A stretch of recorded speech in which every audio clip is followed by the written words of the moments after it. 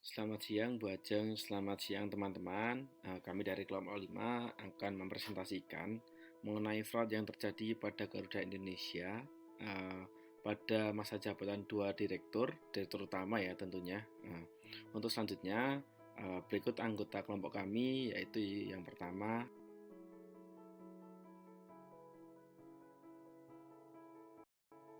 Oke lah teman-teman, pada slide ini kita akan membahas sedikit tentang profil perusahaan Garuda Indonesia.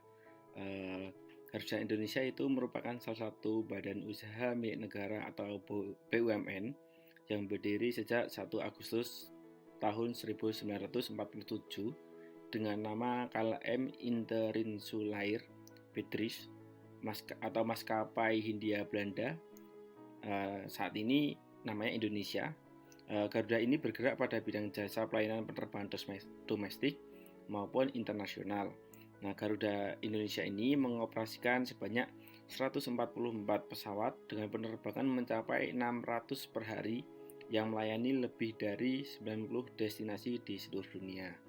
Nah, untuk penghargaan yang dicapai oleh Garuda sendiri, yaitu yang pertama sebagai The World Best Economy Class dari TripAdvisor Traveler Choice Award, kemudian maskapai bintang 5 Airline sejak tahun 2014, kemudian Top 10 World Best Airline by Skytrax tahun 2017, dan The World Best Cabin Crew selama 5 tahun berturut-turut tahun 2014. Nah, sebuah organisasi profit pastinya mempunyai visi dan misi yang disampaikan atau yang dicita-citakan. Nah, Garuda Indonesia ini memiliki misi yaitu menjadi perusahaan penerbangan yang handal dengan menawarkan layanan yang berkualitas kepada masyarakat dunia menggunakan keramahan Indonesia.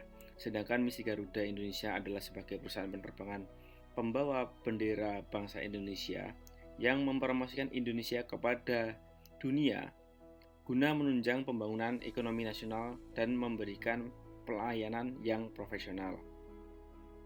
Pada kesempatan kali ini, kelompok kami akan membahas fraud yang dilakukan oleh Direktur Garuda pada masa 2 jabatan. Pada slide ini terdapat fraud timeline yang berada pada perusahaan Garuda Indonesia. Kelompok kami akan membahas dari tahun 2005 hingga tahun 2019, tapi di tengah-tengah masa jabatan Arief Wibowo dan Pahala Nugraha ini tidak ditemukan fraud. Jadi ditemukan fraud pada masa jabatan Emir Syah Sattar, yaitu dari tahun 2005 hingga tahun 2014, dan masa jabatan Ari Askara tahun 2018 hingga tahun 2019. Oke, kita lanjut ke slide selanjutnya, yaitu ini akan membahas masa jabatan Emir Syah Sattar tahun 2005 hingga tahun 2014. Fraud apa yang terjadi pada masa jabatan ini? Yaitu kasus suap tentang pengadaan pesawat, mesin pesawat, dan tindak pidana pencucian uang oleh mantan Direktur Utama dan Direktur Teknik dan Pengelolaan Armada Garuda Indonesia. Kemudian siapa saja yang terlibat dalam kasus suap ini? Yaitu yang pertama jelas, yaitu Direktur Utama yang bernama Emir Syah Sattar sebagai penerima suap dan tindak pidana pencucian uang. Kemudian yang kedua yaitu Hadinoto Sudikdo atau mantan Direktur Teknik dan Pengelolaan Armada Garuda Indonesia. Ini dia sebagai memperlancar Emir pada proyeknya hingga dia menerima suap. Kemudian yang terakhir yaitu Sutikno Sudarjo, yaitu sebagai pemberi suap. Dia pemilik PT Konak Internasional di Singapura. Pada slide ini membahas tentang di mana lokasi fraud yang terjadi. Ada 3 lokasi fraud yang terjadi, yaitu di gedung manajemen Garuda City, tempat di mana bekerjanya Direktur Utama.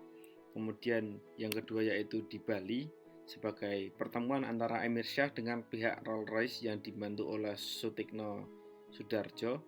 Kemudian yang ketiga di Osaka, Jepang, yaitu pertemuan antara Emir Syah dengan Senior Vice President Rolls-Royce yaitu Jim Shear. Kemudian menjawab pertanyaan yang nomor 4, kapan fraud ini terjadi? Tentunya fraud ini terjadi pada masa jabatan Direktur Utama Emir Syah tahun 2005 hingga tahun 2014, tepatnya pada September 2008. Pada September 2008 ini, Sutikno melalui PT Ardhya Paramita Ayu Perkasa selaku perusahaan miliknya mendatangani kontrak set letter dengan Rolls-Royce. Kemudian pada penjelasan slide kali ini, bagaimana sih Emir Syah itu melakukan fraud?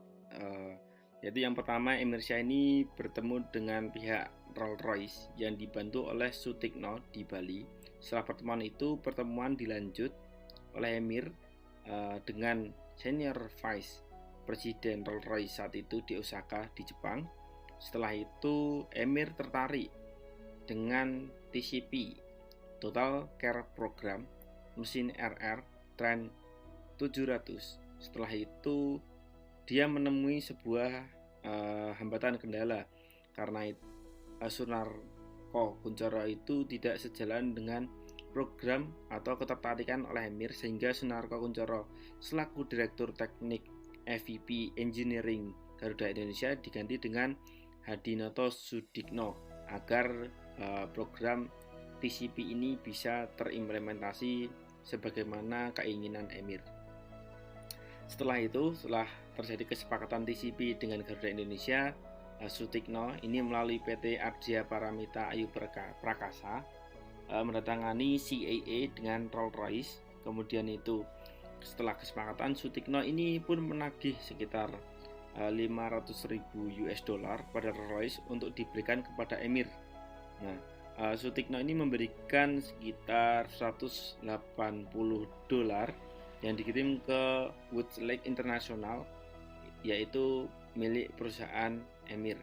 Kemudian ini Emir diketahui bahwa melakukan tindak pidana pencucian uang dengan uang yang diterima suapnya tadi dari Sutikno, dimulai dengan mentransfer uang, melunasi utang kredit, serta merenovasi rumah. Selanjutnya, saya akan membahas Garuda Indonesia di bawah kepemimpinan Direktur Utama I Gusti Ngurah Askara, biasa dipanggil Ari Askara, pada tahun 2018 hingga 2019. Skandal termasuk fraud yang terjadi di Garuda Indonesia selama kepemimpinan Ari Askara adalah berikut ini. Yang pertama adalah penyalahgunaan wewenang. Kebijakan yang dibuat oleh Ari Askara sebagai Direktur Utama Garuda Indonesia banyak menimbulkan kontroversi, baik secara internal maupun eksternal. Yang pertama itu, gaya kepemimpinan otoriter khas Ari Askara menimbulkan penyalahgunaan wewenang. Penyalahgunaan wewenang yang dilakukan termasuk membuat suatu kebijakan secara pribadi. Ari Askara ini dapat memutasi atau menurunkan jabatan karyawan Garuda Indonesia sesuka hatinya. Menurut Ketua Ikatan Awak Kabin Garuda Indonesia ketika diwawancarai Kompas TV, orang yang menuruti perintah Ari Askara akan mendapatkan privilege seperti naik jabatan, dan jika membangkang, perintah dari Ari Askara dapat langsung dilarang ikut terbang atau dimutasi jauh dan juga dapat dikeluarkan dari perusahaan. Tidak ada kerugian material atas kebijakan yang dibuat oleh Ari Askara, namun penyalahgunaan wewenang atau kekuasaan merupakan bentuk korupsi demi kepentingan pribadi. Skandal yang kedua adalah manipulasi laporan keuangan untuk tahun 2018. Bermula pada tanggal 2 April 2019, dua Dewan Komisaris Garuda Indonesia, Khairal Tanjung dan Doni Askaria, menganggap bahwa laporan keuangan 2018 Garuda Indonesia ini tidak sesuai dengan pernyataan standar akuntansi keuangan. Garuda Indonesia mengakui pendapatan lain-lain yang masih berbentuk piutang dari Mahata Aero terkait penyediaan layanan Wi-Fi on board sebesar $239.940 dan kasus ini menyeret KAP Tanubrata Sutanto Fahmi Bambang dan rekan sebagai auditor laporan keuangan Garuda Indonesia. Audit yang dilakukan diduga tidak sesuai dengan standar akuntansi.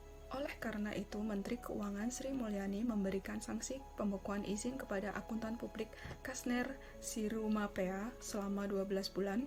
Selain itu, OJK juga mengenakan sanksi kepada Garuda Indonesia sebesar 100 juta dan masing-masing direksi diharuskan membayar 100 juta. Garuda Indonesia juga diberi sanksi oleh Bursa Efek Indonesia sebesar 250 juta. Pada tahun 2019, Ari Askara juga merangkap jabatan bersama dengan 4 direksi Garuda Indonesia lainnya, yaitu Direktur Kargo dan Pengembangan Usaha Muhammad Iqbal, mantan Direktur Teknik dan Layanan Iwan Juniarto, mantan Direktur Human Capital Heri Akhyar, dan mantan Direktur Operasional Bambang Adi Surya Angkasa yang memiliki jabatan rangkap di anak atau cucu perusahaan Garuda Indonesia. Ari Askara ini menjabat sebagai komisaris utama di berbagai anak atau cucu perusahaan Garuda Indonesia, termasuk Citylink Indonesia dan Sriwijaya Air. Perihal rangkap jabatan ini telah melanggar Undang-Undang Nomor 5 Tahun 1999 tentang larangan praktik monopoli dan persaingan usaha tidak sehat, pasal 26 yang menyebutkan bahwa seorang direksi atau komisaris dilarang merangkap menjadi direksi atau komisaris pada perusahaan lain apabila berada dalam pasar atau sektor yang sama dan secara bersamaan dapat menguasai pangsa pasar tertentu. Dengan demikian, akan terjadi praktek monopoli atau persaingan usaha tidak sehat. Pada bulan Juli 2019, KPPU juga meminta keterangan terhadap Ari Askara terkait rangkap jabatan ini, dan Ari Askara akhirnya mengundurkan diri sebagai komisaris utama Sriwijaya Air. Di samping itu, Dewan Komisaris Garuda Indonesia juga menerbitkan surat nomor Garuda-Dekom 102-2019 perihal pemberhentian Dewan Komisaris pada anak atau cucu perusahaan pada tanggal 9 Desember 2019 yang memerintahkan kepada seluruh Dewan Direksi untuk meletakkan jabatannya di perusahaan anak cucu Garuda Indonesia. Kasus fraud yang selanjutnya dilakukan oleh Ari Askara ini berupa penyelundupan onderdil Harley Davidson dan sepeda Brompton. Sepak terjang Ari Askara sebagai Direktur Utama Garuda Indonesia berakhir setelah kasus penyelundupan onderdil Harley Davidson dan 2 sepeda Brompton ini. Kedua barang ini dibawa dalam maskapai Garuda Indonesia nomor penerbangan GA9721 dengan jenis pesawat Airbus A300-900 Neo dari Prancis yang merupakan pesawat baru buatan dari Airbus. Barang-barang ini ditemukan dalam 18 box dengan klaim tag bagasi penumpang pada 7 Desember 2019. Diduga kerugian negara atas pelanggaran kepabeanan ini sebesar 532 juta hingga 1,5 miliar. Menurut Undang-Undang Nomor 17 Tahun 2006 Pasal 102, setiap orang yang mengangkut barang impor yang tidak tercantum dalam manifest, membongkar barang impor di luar kawasan pabean, membongkar barang impor yang tidak tercantum dan seterusnya terancam pidana penjara paling singkat 1 tahun dan paling lama 10 tahun. Selain itu, tertera juga ancaman pidana denda paling sedikit 50 juta dan paling banyak adalah 5 miliar.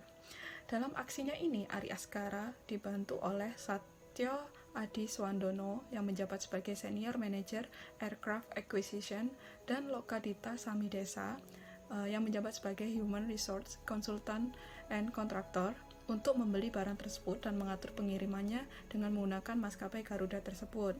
Nah, dalam pesawat yang sama, ternyata Ari Askara ini terbang bersama Dewan Direksi yang lain, yaitu diantaranya Iwan Juniarto selaku Direktur Teknik dan Layanan Garuda, Muhammad Iqbal selaku Direktur Kargo dan Pengembangan Usaha, dan Heri Akhyar selaku Direktur Capital Human yang tidak terdaftar dalam manifest penerbangan dan juga tidak mengantongi izin dari kementerian. Nah, Garuda Indonesia ini akhirnya dijatuhi sanksi oleh Kementerian Perhubungan denda sebesar 100 juta karena melanggar Peraturan Menteri Perhubungan Nomor 78 Tahun 2017 tentang ketidaksesuaian flight approval atau data penerbangan. Setelah mengetahui kasus-kasus yang telah terjadi di bawah kepemimpinan kedua Direktur Utama Garuda Indonesia tersebut, maka kita perlu mencari tahu mengapa kedua Direktur Utama melakukan fraud. Hal ini dapat kita identifikasi dengan menggunakan fraud Pentagon yang diperkenalkan oleh Crowley tahun 2011. Ada 5 hal yang menjadi penyebab kedua fraudster tersebut melakukan aksinya. Yang pertama adalah pressure, Di sini fraud dapat terjadi karena adanya tekanan. Jika dilihat dari kedua dirut Garuda Indonesia ini tidak ada tekanan seperti target yang ingin dicapai dan mereka tidak dalam kondisi hidup yang sulit. Satu-satunya tekanan mereka melakukan fraud adalah untuk memuaskan gaya hidupnya. Yang kedua adalah opportunity. Fraud tidak akan terjadi tanpa kesempatan meskipun individu tersebut memiliki tekanan tinggi untuk melakukan fraud. Dari kedua dirut Garuda, mereka memanfaatkan celah lemahnya pengendalian internal yang ada.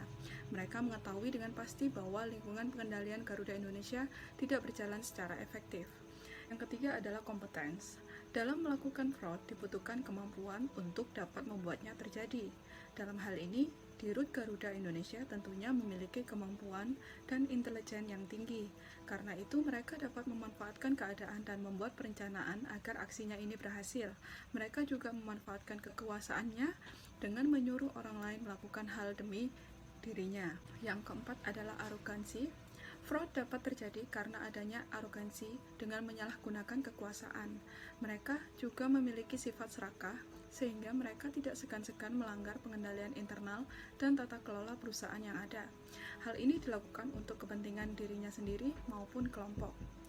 Yang kelima, fraud tersebut dapat terjadi karena adanya rasionalisasi. Rasionalisasi ini digunakan oleh pelaku untuk tetap berada dalam zona kenyamanan moral dan percaya bahwa dia tidak melakukan pelanggaran. Di sini, kedua dirut Garuda Indonesia yakin bahwa yang dilakukannya adalah hal yang wajar untuk dilakukan sebagai seorang pemimpin. Mereka juga dapat mengeluarkan perintah agar dilaksanakan oleh bawahannya. Oke, baiklah kita masuk kepada pertanyaan. Bagaimana kasus ini bisa terjadi? Bagaimana kok bisa ya sekelas Garuda itu bisa terjadi kasus fraud yang dilakukan oleh malah direkturnya sendiri.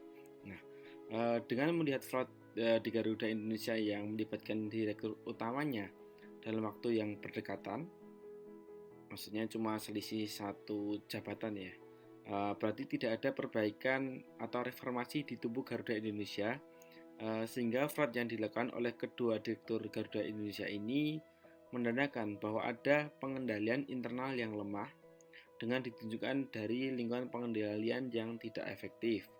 Kemudian, menurut analisis kami, yaitu yang kedua, tidak ada kepemimpinan yang berintegritas sehingga tone of the top tidak tersampaikan kepada seluruh karyawan.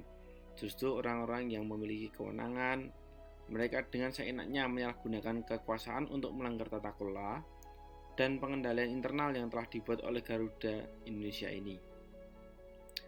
Jadi fraud atau skandal-skandal yang terjadi di Garuda Indonesia ini sesungguhnya berasal dari murni dari individu yang kemudian mereka berkelompok dan bekerjasama untuk memperoleh keuntungan baik pribadi maupun kelompoknya.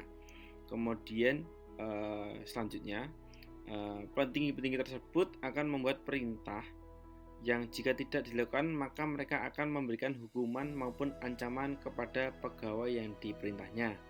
Nah, sebaliknya jika pegawai tersebut menuruti perintah, mereka akan mendapatkan privilege atau hadiah seperti kenaikan jabatan. Kemudian yang terakhir, sungguh ironis ketika ada desain sistem pengendalian internal maupun desain tata kelola yang baik, namun di dalam organisasi tersebut masih ada orang-orang yang demi kepentingannya sendiri berperilaku yang pada akhirnya merusak reputasi organisasi.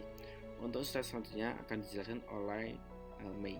Untuk bagian terakhir dari diskusi kali ini adalah bagaimana fraud ini dapat dicegah atau how to prevent agar fraud ini tidak terulang kembali. Seperti pada figur di sini, bahwa untuk mencegah fraud dapat dilakukan dengan dua cara, yaitu yang pertama, menciptakan budaya yang jujur, terbuka, dan saling membantu. Yang kedua, dapat dilakukan dengan mengurangi kesempatan terjadinya fraud. Garuda Indonesia dapat melakukan hal yang sama dalam mencegah fraud dari figur tersebut.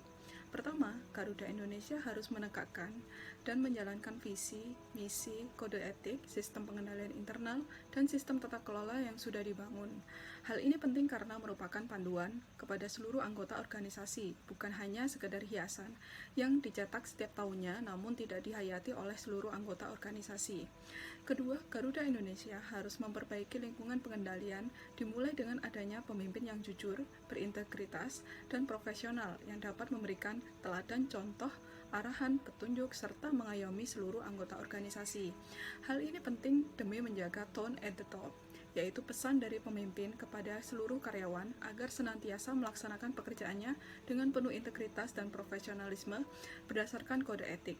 Namun, posisi penting dan strategis seperti Direktur Utama di Garuda Indonesia ini seringkali menjadi ajang politik, alih-alih menempatkan individu yang capable untuk mengisi posisi tersebut, mereka menunjuk seseorang yang kurang berkemampuan.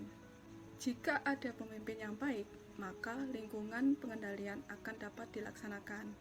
Yang ketiga, Garuda Indonesia perlu membuat sistem penilaian berdasarkan kinerja atau target, mengkaji kebijakan pengangkatan, pemberhentian, mutasi, kenaikan, penurunan jabatan, membuat program reward and punishment, dan pembuatan saluran pengaduan internal yang lebih efektif. Dengan mempunyai lingkungan pengendalian sebagai pondasi utama pengendalian internal, maka organisasi dapat mencegah peluang terjadinya fraud. Hanya karena ada segelintir individu yang menyalahgunakan wewenangnya, perilaku mereka dapat merusak reputasi Garuda Indonesia sebagai perusahaan BUMN terbaik di bidangnya. Sekian presentasi dari kelompok kami, kurang lebihnya mohon maaf. Apabila ada pertanyaan, mari kita diskusikan di kelas. Wassalamualaikum warahmatullahi wabarakatuh.